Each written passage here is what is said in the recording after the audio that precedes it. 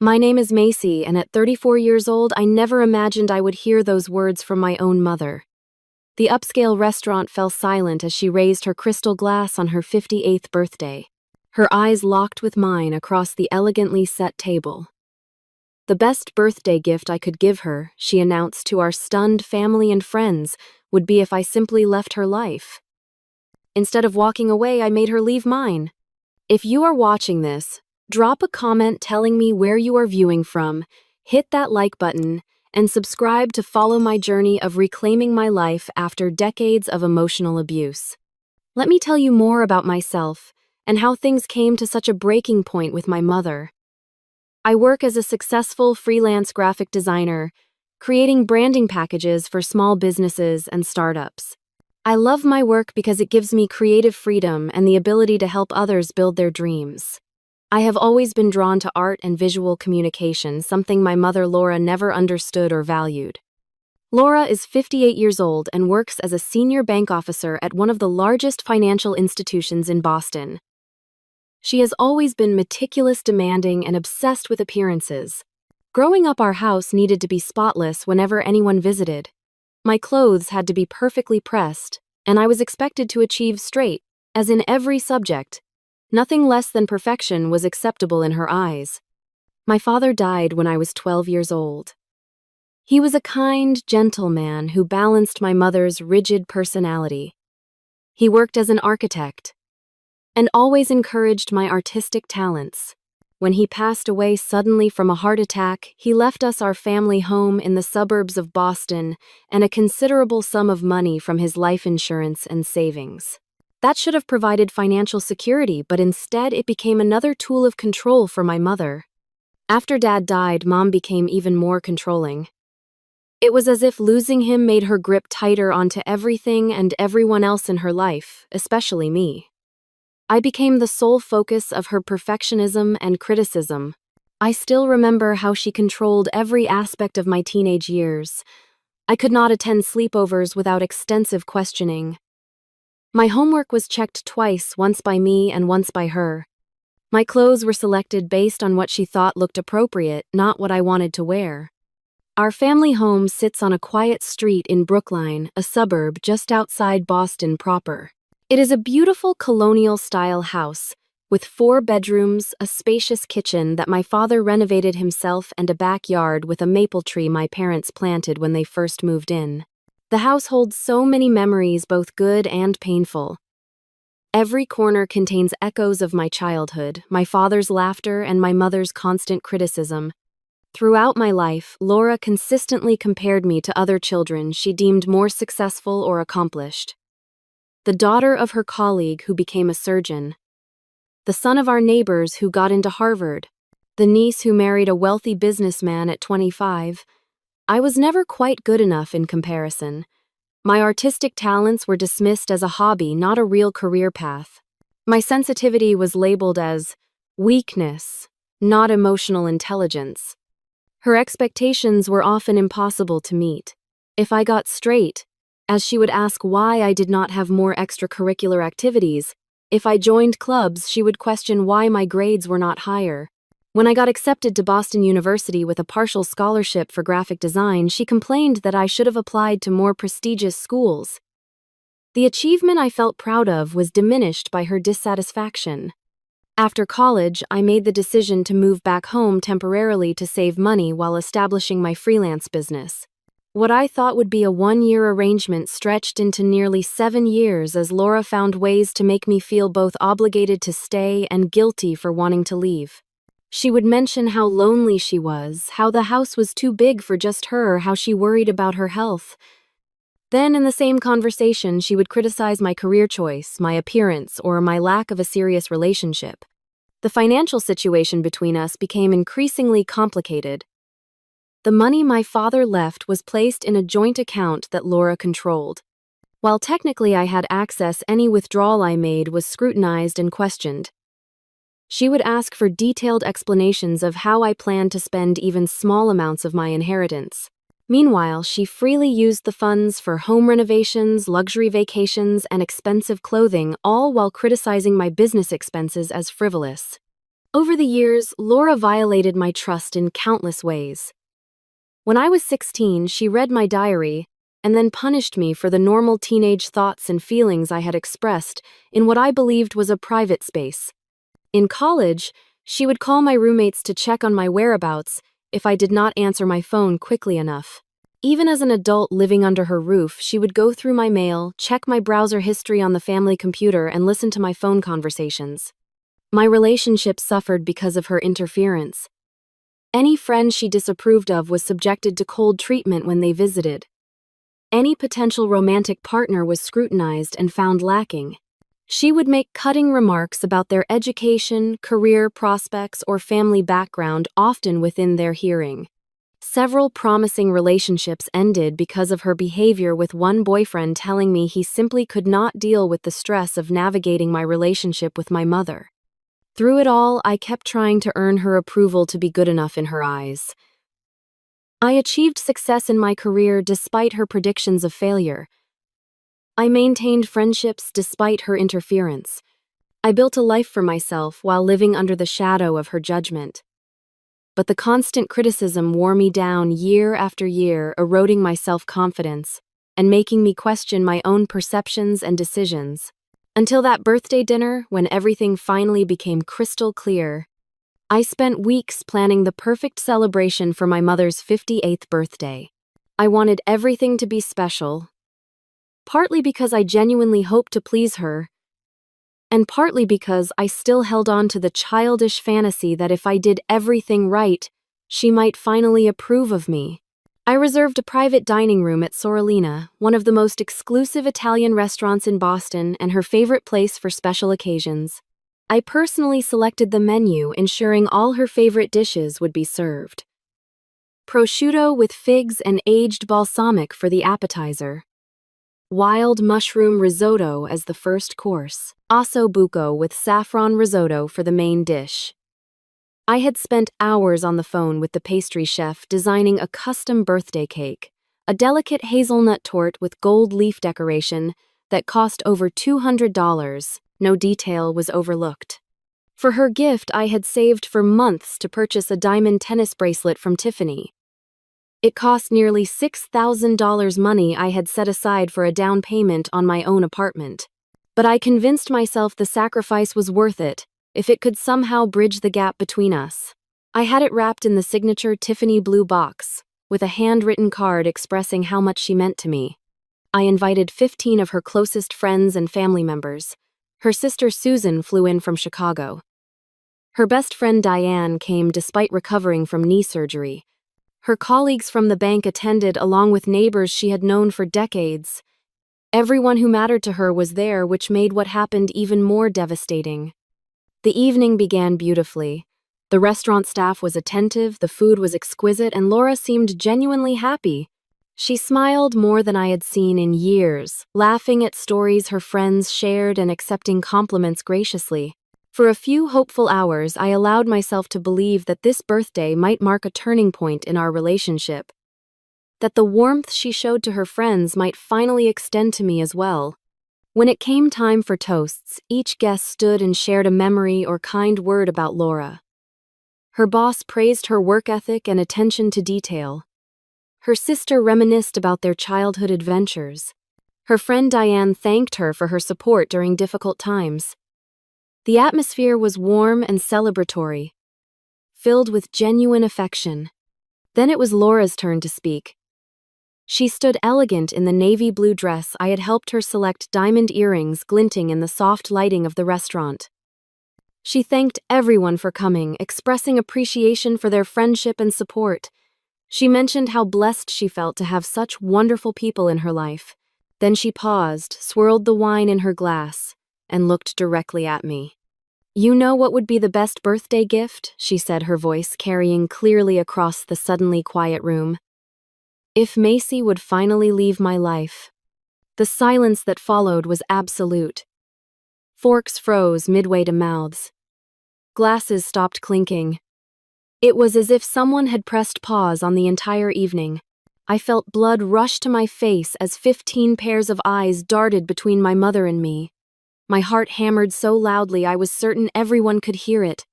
Laura continued, seemingly oblivious to the shock she had created. For 34 years, I have watched her make one disappointing choice after another. Her mediocre career as a so-called designer, her inability to find a suitable husband or give me grandchildren, the way she continues to depend on me financially and emotionally instead of standing on her own 2 feet like a real adult. Each word felt like a physical blow. I could not breathe. I could not move. I could only sit there, pinned by her gaze and her words, as she systematically dismantled my entire existence in front of everyone I knew. One of her friends, Patricia, attempted to laugh it off. "Oh, Laura, you do not mean that. You are just joking around after too much wine." My mother took a deliberate sip from her glass and replied, "I have never been more serious in my life. Sometimes the truth needs to be spoken. I have carried this burden long enough." The room temperature seemed to drop 20 degrees. Guests shifted uncomfortably in their chairs, avoiding eye contact with both of us. The server who had approached with coffee quickly retreated. The beautiful cake sat forgotten on its silver stand. I felt simultaneous waves of humiliation, rage, and crushing sadness. My throat closed up, making it impossible to defend myself or respond in any way. Tears threatened, but I refused to cry in front of these people, refused to give my mother the satisfaction of seeing me break. The evening disintegrated after that. Guests made awkward excuses to leave early. The restaurant staff hurried to package uneaten cake and bring coats. No one knew what to say to me, though. A few squeezed my hand or patted my shoulder sympathetically as they left.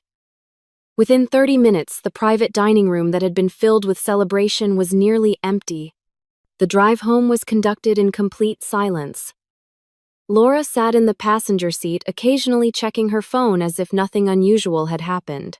I gripped the steering wheel so tightly my knuckles turned white, focusing all my energy on making it home without breaking down. When we arrived, she went straight to her room without another word, leaving me alone in the kitchen with the remains of her birthday cake and the weight of her public rejection crushing my chest. Sleep eluded me that night. I lay in my childhood bedroom, staring at the ceiling, my mother's words playing on an endless loop in my mind. As painful as her birthday declaration had been, it was just the culmination of a lifetime of similar moments, each one a brick in the wall she had built between us. I remembered my college graduation day. I had graduated magna cum laude with a degree in graphic design, landing a prestigious internship before many of my classmates had even started job hunting. As families gathered on the lawn for photos, other parents were hugging their children, expressing pride and excitement for their futures. When I found my mother in the crowd, her first words were, "That useless art degree is going to leave you unemployed and living in my house forever." She did not even want a photograph together. 3 years ago, I landed my biggest client, yet a tech startup that hired me to create their entire brand identity. The project doubled my annual income and was featured in a design magazine. When I showed my mother the article, hoping finally for some acknowledgement of my success, she glanced at it briefly and said, "Lucky timing. They probably could not afford a real agency." Then she changed the subject to her friend's daughter, who had just made partner at a law firm. Then there was Jason, the architectural engineer I dated for nearly 2 years. He was kind, intelligent, and treated me with respect and affection. I thought he might be the one until the night he came to dinner at our house. Laura spent the entire evening subtly undermining him, questioning his career prospects, making thinly veiled comments about his modest background. When he went to the bathroom, she hissed at me that I could do better, that he was clearly not good enough for her daughter. 2 weeks later, Jason ended things, saying he could not see a future with someone whose family would never accept him. About 2 years before the birthday incident, I had finally sought professional help. My therapist, Dr. Lawson, helped me recognize the patterns of emotional abuse and control that had characterized my relationship with my mother throughout my life. He explained concepts like gaslighting, where Laura would deny saying hurtful things I clearly remembered, and emotional blackmail, where she would withdraw affection or threaten abandonment if I did not comply with her wishes. The sessions were painful but illuminating, helping me understand that the problem was not my inadequacy but her toxic behavior. The morning after her birthday, I came downstairs to find Laura having breakfast, as if nothing unusual had happened. She was dressed for work, reading the newspaper, and eating her usual yogurt with granola. I stood in the doorway waiting for some acknowledgement of the previous night's events, some explanation or apology. "Is there coffee made?" she asked, without looking up from her paper. "Are we not going to talk about what you said last night?" I asked, my voice shakier than I intended. She flipped a page. "I do not know what you are talking about. If you have not made coffee, please do so. I need to leave for work in 20 minutes. It was such a classic example of her gaslighting that it almost made me laugh. Almost. Instead, I turned and left the house without another word, driving aimlessly until I found myself parked outside my friend Nicole's apartment building. Nicole and I had been friends since college. She had witnessed Laura's behavior firsthand over the years and had always provided a safe haven when things at home became unbearable. She was also a family law attorney, which proved invaluable in the weeks that followed. Over strong coffee at her kitchen table, I poured out the entire story of the birthday dinner. Nicole listened without interrupting, her expression growing increasingly concerned. "This is beyond toxic, Macy," she said when I finished. "It is emotional abuse, plain and simple, and it is time for you to get out." "I know," I admitted. "I have known for a long time. But the house your father left to both of you," Nicole reminded me. "The house that, according to the documents you showed me last year, becomes solely yours if either of you chooses to leave permanently. Your father made sure you would always have a home, Macy." She was right. My father had been wise enough to include that provision in his will, perhaps sensing that the relationship between my mother and me might deteriorate after his death. I had never seriously considered enforcing it, always hoping things would improve naturally. That hope had died at Sorolina last night. Nicole helped me log into my banking app, where we discovered something alarming. Laura had transferred $15,000 from our joint account to her personal account that morning. It was not the first time she had moved money without telling me, but it was the largest amount yet. "She is preparing for something," Nicole said grimly. "This is not random timing." As we talked further, a plan began to take shape. Laura had explicitly stated she wanted me out of her life. But legally, financially, and morally, I was not the one who should leave. The house was partly mine by inheritance. My business was established in Boston. My few close friendships were nearby. "You do not have to be the one who leaves," Nicole said, echoing my thoughts. "She said she wants you gone, fine. But that does not mean you have to go anywhere. Maybe it is time she experienced the consequences of her words." With Nicole's help, I began to see that I had options. I did not have to continue accepting Laura's abuse. I did not have to keep hoping for approval that would never come. I could stand up for myself, enforce boundaries, and reclaim the life and home that were rightfully mine. By the time I left Nicole's apartment that afternoon, I had made my decision. My mother had asked for a gift at her birthday, the gift of me leaving her life. Instead, I would give her something else entirely. I would give her exactly what she had given me for 34 years, the experience of having everything she valued controlled by someone else. Over the next 3 days, I gathered every legal document related to our house and my father's estate. The original deed, the updated will, insurance policies, tax records, utility bills. Nicole had advised me to have everything in order before taking any action, and I was determined to be thorough. I hired James Peterson, a private investigator recommended by Nicole, to look into our financial situation. I needed to know exactly what assets we shared, what belonged solely to me, and what Laura might have hidden over the years. James was discreet, efficient, and uncovered more than I had anticipated. Within a week, he provided documentation showing that Laura had withdrawn over $100,000 from our joint account over the past 3 years. Money that was partly my inheritance from my father, taken without my knowledge or consent. She had used it to invest in stocks, take luxury vacations she claimed were work-related, and renovate parts of the house without consulting me. Armed with this information, I went to our bank and froze the joint account. With Nicole present as my legal representative, I explained the situation to the bank manager, showing proof of the unauthorized withdrawals and my partial ownership of the funds. The manager was sympathetic, particularly when Nicole pointed out the potential legal consequences for the bank if they allowed continued unauthorized access to inherited funds. I then opened a new account in my name only and transferred my freelance business earnings into it. For the first time in my adult life, I had financial resources that were completely under my control. The sense of freedom was both exhilarating and terrifying. Laura's reaction was swift and furious. She called my cell phone 17 times in a row when she discovered she could not access the joint account. I let the calls go to voicemail, listening later to her progressively angrier messages. "What do you think you are doing?" she demanded in the first message. By the 10th, she was threatening legal action. By the 15th, her voice had taken on a wounded tone, asking how I could do this to my own mother. The manipulation was so transparent now that I could identify it, but it still twisted something in my chest to hear it. I waited until I knew Laura would be at work the following day. Then I called a locksmith and had every lock in the house changed. The locksmith was initially hesitant when I explained the situation, but the deed showing my name and the documented history of financial abuse were enough to convince him to proceed. While he worked, I hired a security company to install cameras covering the exterior of the house. If Laura attempted to force her way in or damage property, I wanted it documented. The security technician helped me set up alerts that would send notifications to my phone if anyone approached the house. Nicole came over that evening to help me prepare for the inevitable confrontation. We went through possible scenarios, practiced what I would say, and reviewed the legal documents one more time.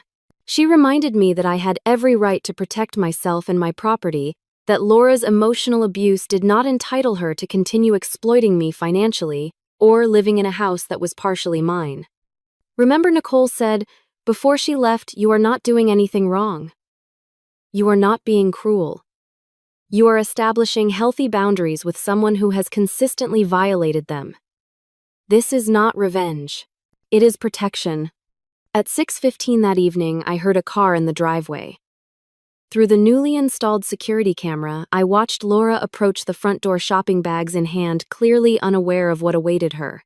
My heart raced as she put her key in the lock, then tried again when it did not work.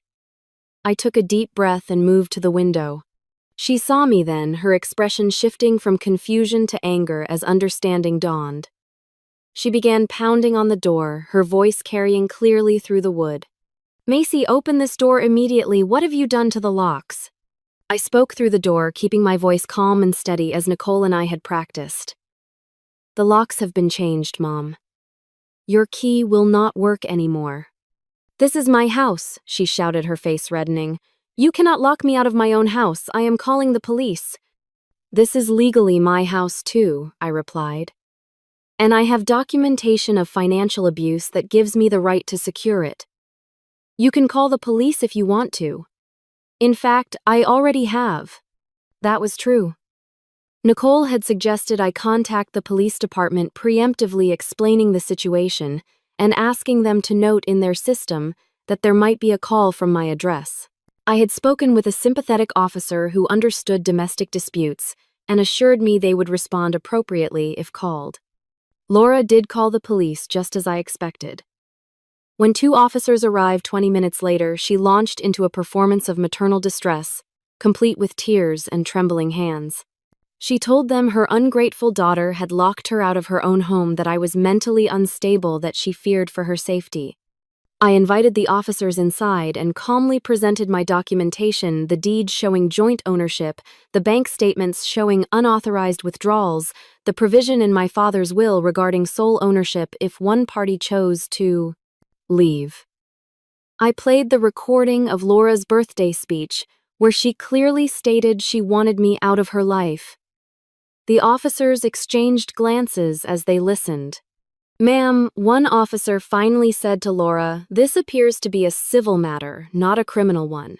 Based on the documentation, we have seen Miss Spencer has legal right to be in this property. We cannot force her to allow you entry." "But my clothes, my personal belongings," Laura protested. "I am willing to let you collect essential personal items," I said, with the officers present as witnesses. The look Laura gave me contained more hatred than I had ever seen directed at anyone, let alone from a mother to her daughter. But with the police watching, she had no choice but to agree to my terms. I stood silently as she filled 2 suitcases with clothing, toiletries, and personal documents from her bedroom. The officers remained present the entire time, ensuring the process remained peaceful despite the palpable tension. When Laura reached for a small jewelry box containing pieces that had belonged to my grandmother, I quietly pointed out that those were family heirlooms that belonged to both of us. After a moment of tense silence, she withdrew her hand. As she prepared to leave, Laura suddenly shifted tactics. The anger drained from her face, replaced by an expression of wounded vulnerability I had seen many times before. Her eyes filled with tears as she turned to me. "How can you do this to me?" she asked, her voice breaking. "After everything I have sacrificed for you, I gave you everything, Macy.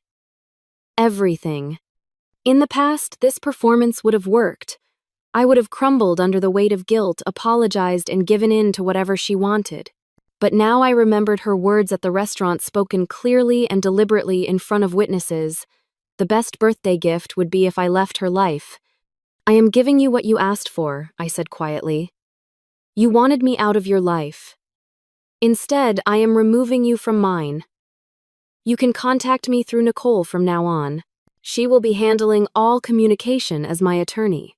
The officers escorted Laura to her car. Through the window, I watched her drive away, her taillights disappearing down the street. For the first time in my adult life, I was truly alone in my own home. The silence felt like both a blessing and a challenge. What would I do with this newfound freedom? Who would I become without the constant weight of her disapproval? I did not know yet, but I was finally free to find out. Laura checked into the Marriott downtown, a fact I learned from her sister Susan, who called the next day to berate me for throwing my mother onto the street. I listened calmly to Susan's accusations, then explained exactly what had happened at the birthday dinner and in the years leading up to it. Susan's tone changed somewhat when I played the recording of Laura's speech, but family loyalty ran deep. She ended the call by saying she hoped I would come to my senses soon. Within days, I discovered that Laura had launched a systematic campaign to damage my reputation and pressure me into backing down. She contacted extended family members, mutual friends, and even some of my clients with stories about my mental breakdown and how I had cruelly evicted her. According to her narrative, I had become unstable, possibly due to drug use or a personality disorder, and had fabricated accusations against her to steal her home. Several relatives called to express concern about my mental health. My cousin Thomas, who I had always been close to, asked if I needed to talk to someone professional. My uncle Robert suggested I was having a midlife crisis at 34. Each conversation required patient explanation, and in some cases sharing evidence of Laura's behavior that I would have preferred to keep private. The situation worsened when Laura began contacting my clients. As a freelancer, my reputation was everything. When she reached out to the marketing director at Horizon Tech, one of my largest accounts, suggesting that my personal problems might affect my work reliability, they put our upcoming project on hold, pending resolution of personal issues. It was a significant financial blow at a time when I was already dealing with legal and emotional stress. 3 more clients distanced themselves after receiving similar calls or emails. One specifically mentioned not wanting to get involved in family drama. My carefully built business was suffering, and with it, my financial stability. There were moments when the pressure felt so intense that I considered giving in, allowing Laura back into the house and my life just to make the nightmare stop. During one particularly low moment, I found myself searching online for support groups related to family estrangement and emotional abuse. That was how I found the forum Healing from Toxic Parents, and through it, Olivia. She had experienced a similar situation with her mother 3 years earlier and understood exactly what I was going through. Our first video chat lasted 4 hours, with Olivia listening, validating my experiences, and offering practical advice based on her own journey. "The smear campaign is textbook," she told me. "My mother did the same thing. She contacted my boss, my friends, even my dentist. It feels like your whole world is collapsing, but I promise you it does get better. The people who matter will see through it eventually."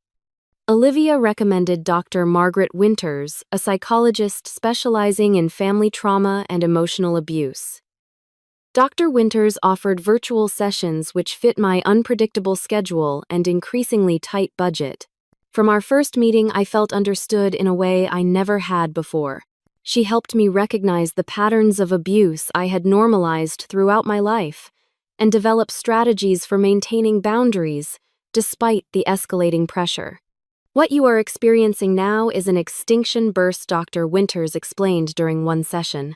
When a person loses control over someone they have manipulated for years, they often escalate their behavior dramatically before giving up. Your mother is pulling out all the stops because she senses she is losing her power over you. Meanwhile, Laura had hired Frank Wilson, an aggressive family attorney known for his confrontational approach. Nicole received a lengthy letter outlining Laura's intention to sue me for wrongful eviction, emotional distress, and financial damages. The letter painted Laura as a devoted mother blindsided by her daughter's irrational behavior and demanded her immediate return to the family home. Nicole assured me the claims were legally dubious, but responding to them would still require time and money. We filed a detailed response, with evidence of Laura's financial misappropriation and emotional abuse. The legal back and forth added another layer of stress to an already difficult situation. Then James Peterson, the private investigator, made a significant discovery. Laura had a secret bank account containing over $250,000.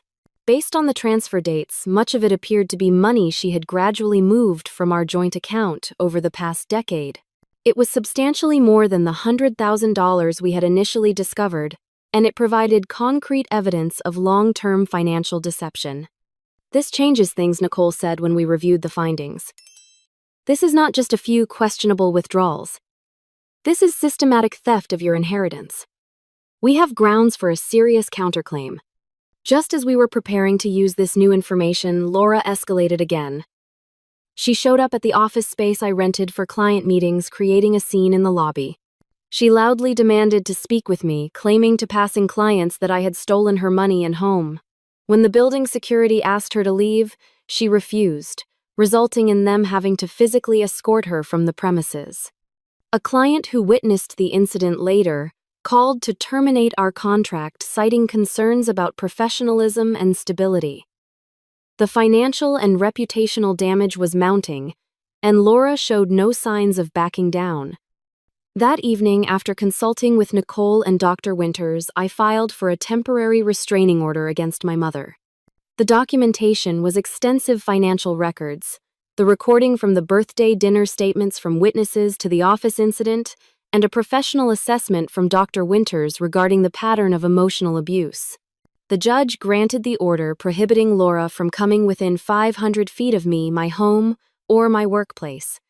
When Laura was served with the restraining order, she called me despite the clear prohibition against contact. I did not answer, but saved the voicemail where she swung between rage and tearful pleas. "You will regret this," she said at one point. "No one treats me this way and gets away with it. I made you, and I can destroy you just as easily." Dr. Winters helped me see the voicemail for what it was: final confirmation that I had made the right decision. "Those are not the words of a loving mother concerned about her daughter's well-being," she pointed out. "Those are the words of someone who views you as a possession, not a person." As difficult as this period was, it was also clarifying. Each escalation by Laura stripped away another layer of doubt, another whisper of guilt. The mother I had spent my life trying to please, whose approval I had desperately sought, did not exist. The real Laura was someone who would rather destroy me than see me establish independence. Understanding that truth was painful, but it was also the first step toward genuine freedom. The court date for our hearing was set for 3 weeks after the temporary restraining order was granted. During that time, I focused on rebuilding what Laura had tried to destroy. I reached out personally to clients who had received her calls, explaining the situation as briefly and professionally as possible. Some were understanding, others remained hesitant. I took on smaller projects to maintain cash flow and worked longer hours to prove my reliability. Nicole helped me prepare extensively for the hearing. We organized all documentation, chronologically practiced my testimony, and discussed potential questions from Laura's attorney. She brought in a colleague with expertise in financial abuse cases to strengthen our approach. The goal was not just to maintain the restraining order, but to legally establish my right to the house and seek restitution for the misappropriated funds. On the morning of the hearing, I arrived at the courthouse an hour early, dressed in a conservative navy suit with minimal jewelry. Nicole had advised me to project calm professionalism regardless of what tactics Laura and her attorney might employ. Inside, I was a mess of nerves, but I was determined to present a composed exterior. When Laura entered with Frank Wilson, I barely recognized her. Gone was the immaculately dressed, confident bank executive. In her place was a frail-looking woman in a modest gray dress, minimal makeup, and her hair pulled back simply. She walked slowly, leaning slightly on Wilson's arm as if for support.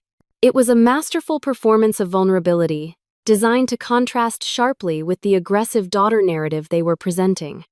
Judge Moore, a woman in her 60s with shrewd eyes and a reputation for cutting through emotional manipulation, presided over our case.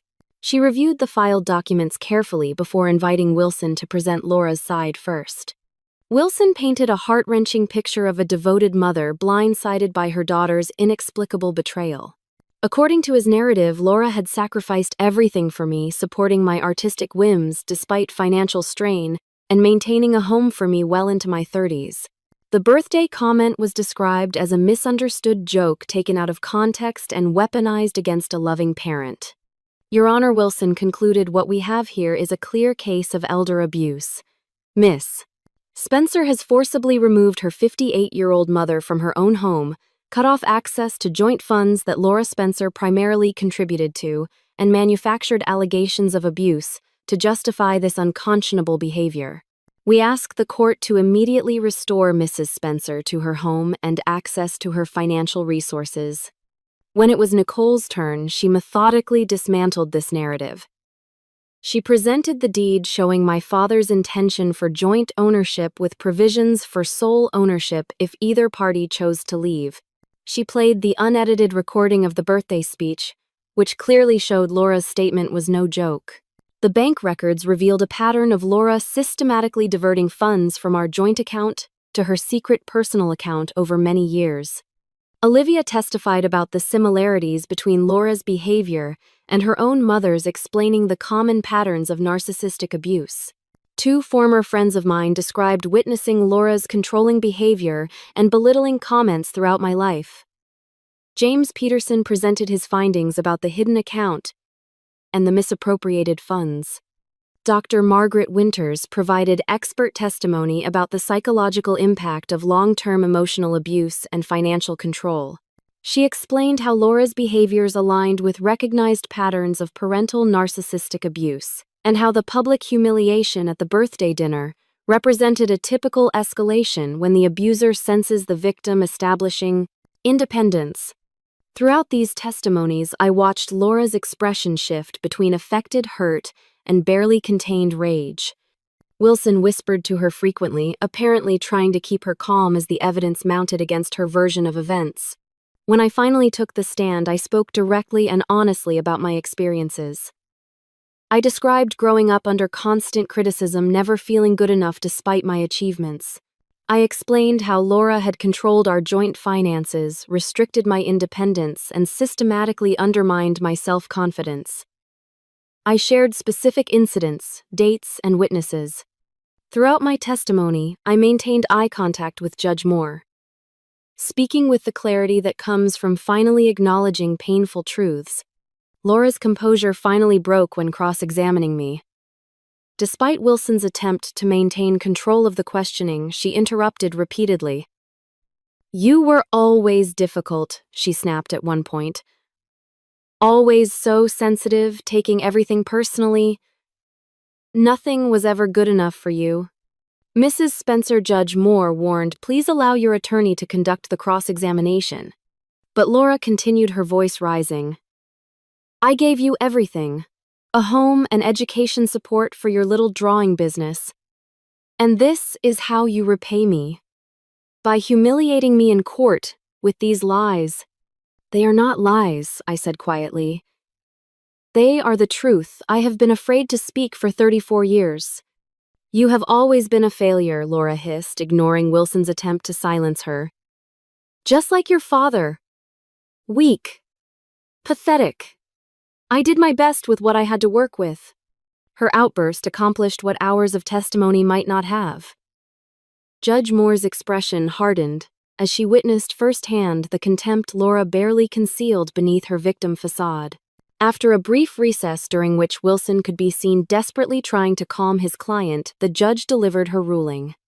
Based on the evidence presented, I am granting a permanent restraining order prohibiting Laura Spencer from contacting Macy Spencer or coming within 500 feet of her home or place of business for a period of 1 year, after which the order may be reviewed. Additionally, I find that the property at 42 Maple Street legally belongs to Macy Spencer, in accordance with the provisions in Harold Spencer's will. Judge Moore continued addressing the financial matters. Regarding the funds withdrawn from the joint account, Laura Spencer is ordered to return $175,000 representing Macy Spencer's portion of the misappropriated inheritance within 30 days. Failure to comply will result in additional legal action and potential penalties. Laura's face drained of color as the judge spoke. When Wilson informed her they would appeal, Judge Moore added, "You are certainly entitled to appeal, Mr. Wilson. However, I suggest you advise your client that any further attempts to contact Miss Spencer directly to disparage her to clients or associates or to violate the terms of this restraining order will be viewed as contempt of court and dealt with accordingly." As we left the courtroom, Laura caught up to us in the hallway, ignoring the restraining order that had been issued minutes earlier. Wilson tried to pull her back, but she shook off his hand. "This is not over," she said, her voice low and intense. "You think you have won, but you have no idea what you have done. You will regret this, Macy. When you are alone with no family, no support, you will remember this day and wish you had never started this." I looked at my mother, really looked at her perhaps for the first time. I saw the anger, the need for control, the inability to see me as a separate person deserving of respect and autonomy. And I felt something unexpected pity. "I already know what it is like to be without family support," I told her. "I have lived that way my entire life, even while living under your roof. The difference now is that I will be alone by choice, not because I am being told I am unworthy of love." I turned to leave, but added one final thought. "You asked for a birthday gift, Mom. You said the best gift would be if I left your life. Consider this. Me finally giving you exactly what you asked for." As Nicole led me away, I heard Wilson urging Laura to calm down, warning her about violating the restraining order on the courthouse steps. I did not look back. For the first time in my life, I was walking towards something, not away from someone. The distinction made all the difference. 18 months have passed since that day in court. The house on Maple Street still stands, but it has transformed along with me. I painted the walls, colors my father would have loved and my mother would have hated: a warm terracotta in the living room, peaceful sage in the kitchen, and a bold teal in what was once Laura's bedroom but is now my home office. Each brushstroke felt like reclaiming a piece of myself, painting over the memories of criticism and control with colors that brought me joy. My graphic design business survived the crisis and has even thrived. After the initial loss of clients due to Laura's interference, word of mouth from those who stayed loyal helped me rebuild. I have expanded my services to include brand strategy consulting, which has attracted larger clients and more stable contracts. 6 months ago, I hired my first employee, a talented recent graduate who reminds me of myself at that age, except she has the mentor I never had. The therapy sessions with Dr. Winters continued weekly for the first year, then gradually decreased as I developed stronger coping mechanisms and clearer boundaries. We worked through the complex grief of losing a parent who is still alive but toxic, the guilt that occasionally resurfaces, despite all evidence that I made the right choice, and the fear of somehow becoming like my mother in my own relationships. Healing is not linear, Dr. Winters would remind me whenever I felt frustrated by setbacks. Some days will be harder than others. The goal is not to never feel pain about this loss, but to understand that the pain does not mean you made the wrong choice. Through therapy, I came to understand how my childhood shaped my adult patterns. I recognized my tendency to seek approval from authority figures, to apologize excessively, to doubt my perceptions when challenged. Naming these patterns was the first step toward changing them. Slowly, I learned to trust my own judgment, to express my needs clearly, and to set healthy boundaries in all relationships. 8 months after the court hearing, I met Daniel at a charity event for arts education. He is an architect like my father, with a quiet confidence and genuine interest in others that immediately set him apart. Our relationship developed slowly, with deliberate conversations about expectations, communication styles, and past experiences. When I finally shared the full story about Laura, he listened without judgment and asked thoughtful questions about how the experience had affected me. My father was controlling too, he told me. Not in the same way as your mother, but enough that I understand the hypervigilance, always watching for signs of disapproval. We are both works in progress, but I think we can progress together if you are willing. We have been dating for 10 months now. Daniel respects my independence while offering support when needed. He understands when certain interactions trigger old insecurities and helps me distinguish between present reality and past conditioning. For the first time, I am experiencing what a healthy relationship feels like, built on mutual respect rather than power dynamics. Beyond romantic relationships, I have built what therapists call a chosen family. Olivia and I remain close friends, meeting weekly for coffee and check-ins. Nicole is no longer just my attorney, but a trusted friend who joins us for monthly dinner parties. My neighbor Elijah, a retired English professor, has become a father figure who shares book recommendations and gardening advice. Together with Daniel and a few other close friends, they form the supportive community I always needed but never had growing up. As for Laura, I have maintained the boundary of no contact. She did appeal the court's decision as threatened, but the appeal was denied based on the substantial evidence presented in the original hearing. According to Susan, who occasionally sends brief updates, Laura moved to Florida 6 months ago to live near her sister. She still maintains that she was the victim in our story, never acknowledging her role in the breakdown of our relationship. Laura occasionally sends emails despite the restraining order. Some are angry, blaming me for her need to relocate and the damage to her reputation. Others attempt manipulation through guilt, detailing health problems or financial difficulties. Early on, these messages would throw me into emotional turmoil for days. Now I forward them to my attorney without reading beyond the subject line and continue with my day unaffected. The most profound lesson I have learned through this painful journey is about the nature of love itself. True love, whether parental or otherwise, is not about control or molding someone to meet your expectations. It is about seeing another person as they truly are and supporting their autonomy and growth. My mother never loved me in this way. She loved the idea of having a daughter she could shape into a reflection of herself, but she never saw or accepted the actual person I am. I have also learned about the necessity of loving myself enough to walk away from relationships that diminish rather than enhance my life. For years, I stayed because I believed family obligation trumped personal well-being.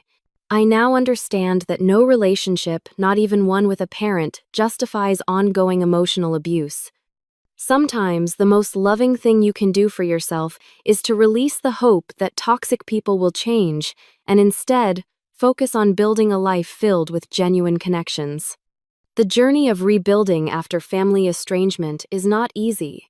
There are holidays that feel empty, or life milestones without the witnesses you once expected to have, and the occasional well-meaning question about family that reopens healing wounds. But there is also freedom. Freedom to become the person you were meant to be without constant criticism. Freedom to create new traditions and relationships based on mutual respect. And for Lee, freedom to define family by love and behavior rather than merely by blood. If you are watching this and struggling with a toxic family relationship, please know you are not alone.